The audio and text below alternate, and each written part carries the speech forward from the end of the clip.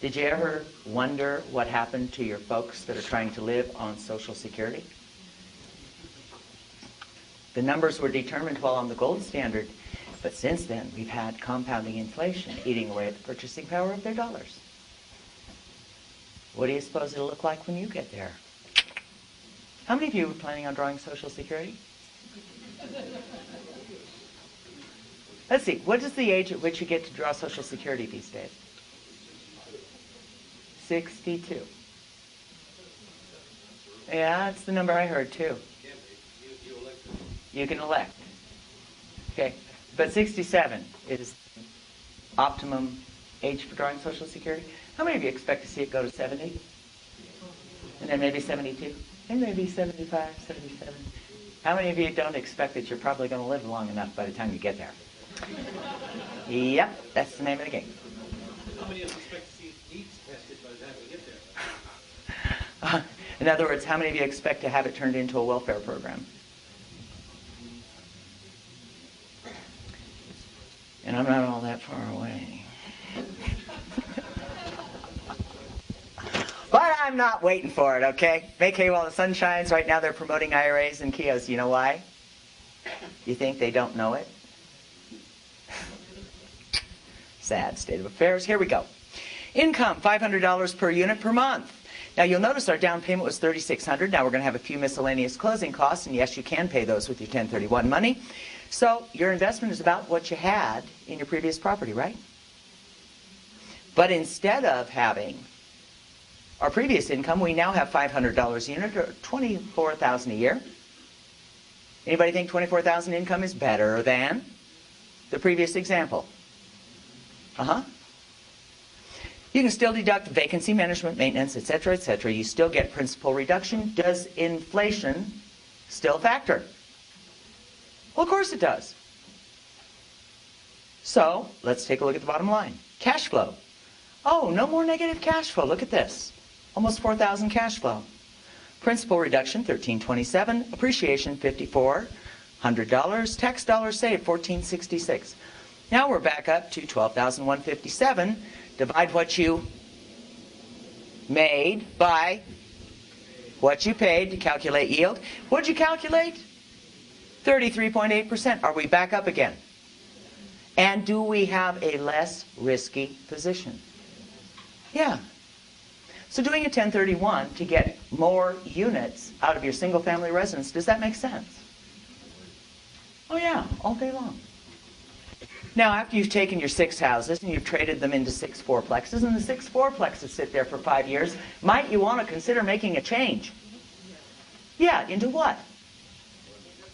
Something that allows you more depreciation, greater cash flow, less risk. Might that be another kind of real estate? Okay, now, how many of you would like to see what we're going to do next week? I'm going to give you a little bit of a preview. Because I promised you, I told you it's all basic stuff, but I did promise you some goodies. How many of you like the property you have now? And if you could, you'd rather keep it. Super.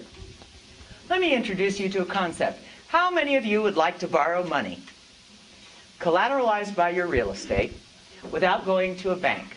Sorry, Reed. Never have to go to a bank or don't have to fill out a loan application. You like that? Hey, how many of you want to play that thing where you borrow it at 6 and you loan it at 12? You like that? You want to see how to do that in a nutshell? Now we'll have to elaborate more next week. You'll come back for that part though, right?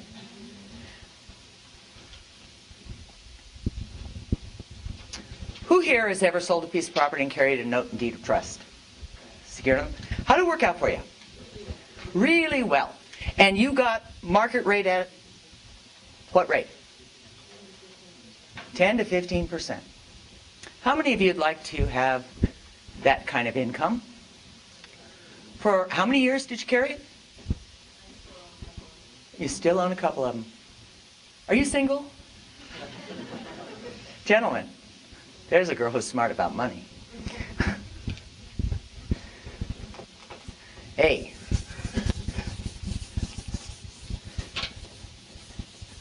How many many of you would like to keep your assets and use the equity in your assets? Let me ask you a question. Who's going to make you better rates, you or the bank? Do you think you could probably come up with better terms than the bank? Let's see. If you were writing the note that you were going to make payments on, would you rather charge yourself 8% or 4.5%? And would you like your repayment period to be 5 years or 30 years? 30 years? And if you had a choice of writing in a prepayment penalty or not, which would you rather? Not. And if you were going to write it, would you make it assumable without qualifying? Yeah, you might decide that you want to sell the property, right? Which is easier to sell? A property that has 10,000 equity or a property that has 200,000 equity?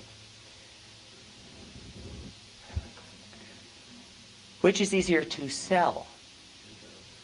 10,000.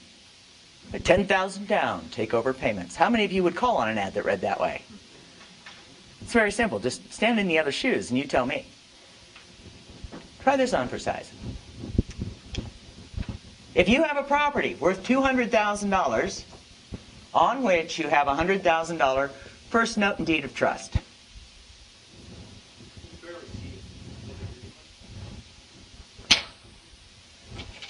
Honey, I got a whole palette of colors. We're going to try green.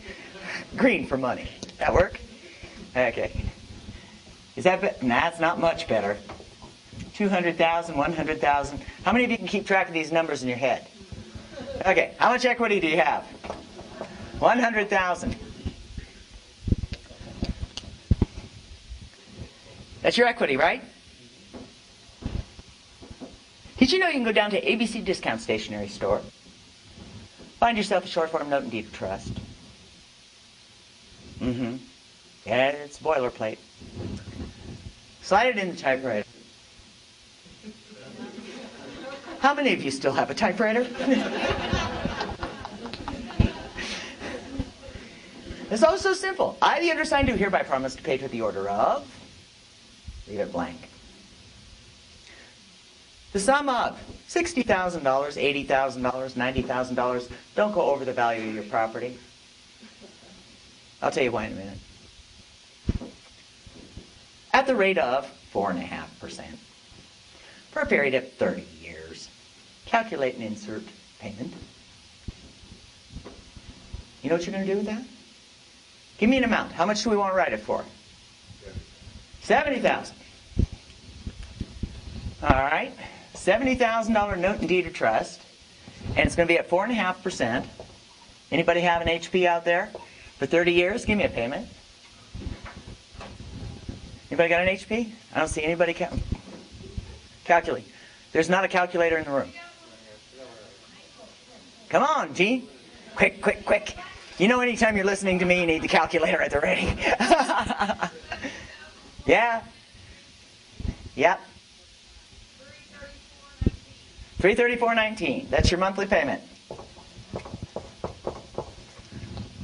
Okay.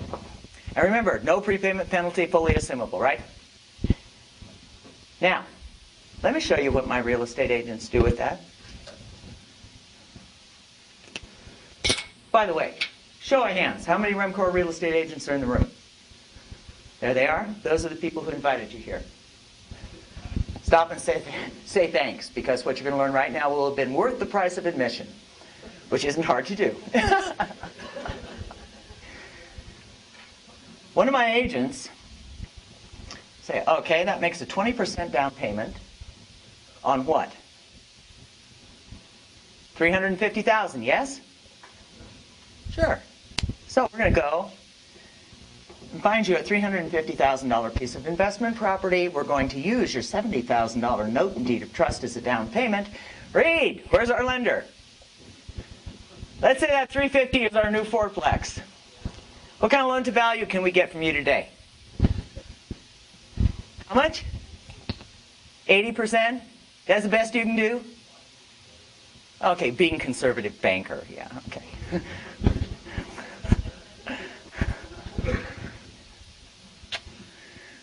Always conservative. $1,000 first, 80%. Can do that all day long, right? Don't even need a sky-high FICO score to do that one, do you? Going to go and get a new first to cover the purchase price. You have just used your equity as a down payment without turning it into cash first. What are some of the benefits in doing it that way? Did we pay for an appraisal on the property? Did we have to pay off our existing 6% mortgage, which we just paid to put in place last year? No. Is the existing first paying off according to its amortization rate at a faster rate? Which pays off faster or pays down faster? 20 years to run on an existing first or a new 30-year loan. This is not hard. We have principal building up faster in the older loan, right? But we've re-leveraged the property, haven't we? Because we've created our own mortgage debt. Has our yield just gone up on our existing property? Yes, it has. It's still drawing the same bundle of benefits, isn't it? But we've used part of our money now today to buy another property. Did we increase the number of properties that are earning benefits for us? And if the new property is earning more in net benefits or cash flow than the monthly payment that went out, have you improved your position? Have you diversified your assets? Yes. Have you gotten more passive income? Yes. Have you improved your tax position? Yes, you have. Do you want it better? Let me show you how to make it better. How many of you want to see it one better?